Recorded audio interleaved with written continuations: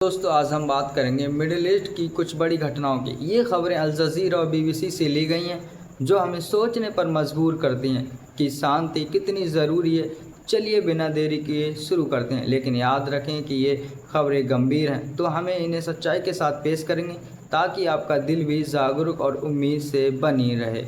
पहली खबर है दोहा, कतर में इजरायली सेना का हमला। दोस्तों, इजरायली सेना ने कहा कि उन्होंने कतर की राजधानी दोहा में हमास के बड़े नेताओं पर निशाना साधा। ये हमला मंगलवार को हुआ। ये कतर इसराइल का पहला ऐसा ऑपरेशन है कि कतर तो इसराइल और हमास के बीच शांति से मध्यम की भूमिका निभा रहा है और ये अमेरिका का एक बड़ा सैन्य बेस भी है।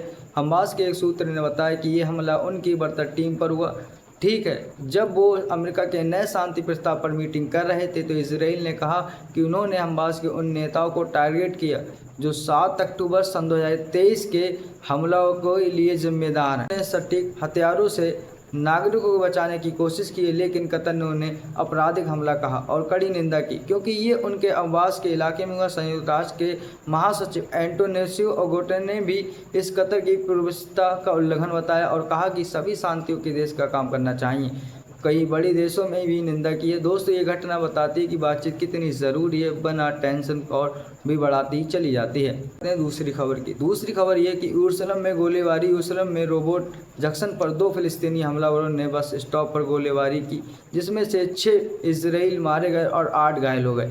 इजराइल ने पुलिस ने बताया कि हमलावरों कार से आए और फायरिंग शुरू कर दी और ऑफ ड्यूटी सैनिक और एक नागरिक के जवाबी फायरिंग की है, जिसमें से हमलावर मारे गए में से 25 से 79 साल के पुरुष और एक 60 साल की महिला शामिल है।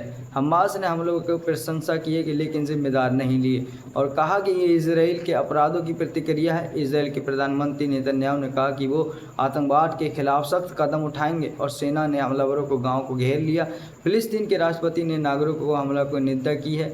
दुनिया भर के जैसे फ्रांस, ब्रिटेन और अमेरिका हमलों की निंदा की है। एक प्रथम प्रतिक्रिया की है, कहा कि ये इस्लाम बिना यहूदियों की लड़ाई नहीं है बल्कि शांति बनाने और नुकसान पहुंचाने वालों के बीच है। सही बात है दोस्तों, हिंसा कभी समाधान नहीं करती है।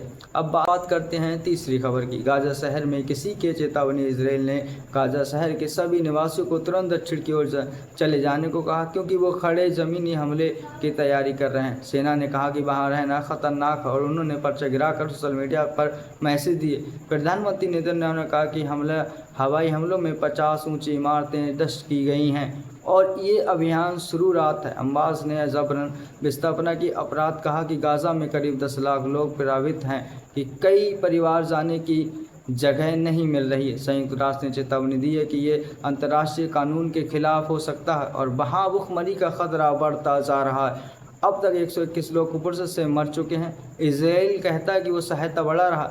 दोस्तों, सुख और लेकिन उम्मीद है शांति वार्ता जल्द ही कामयाब है। ये जान दो कि इजराइल कितना झूठ बोलता है। अगर दोस्तों हमारे चैनल पर पहली बार आए हो तो चैनल को सब्सक्राइब करें, लाइक करें, शेयर करना कभी ना भूलें और अपने कमेंट बॉक्स में अपनी राय ज़रूर दें। अब मिलते हैं दूसरी वीडियो में। जय हिंद।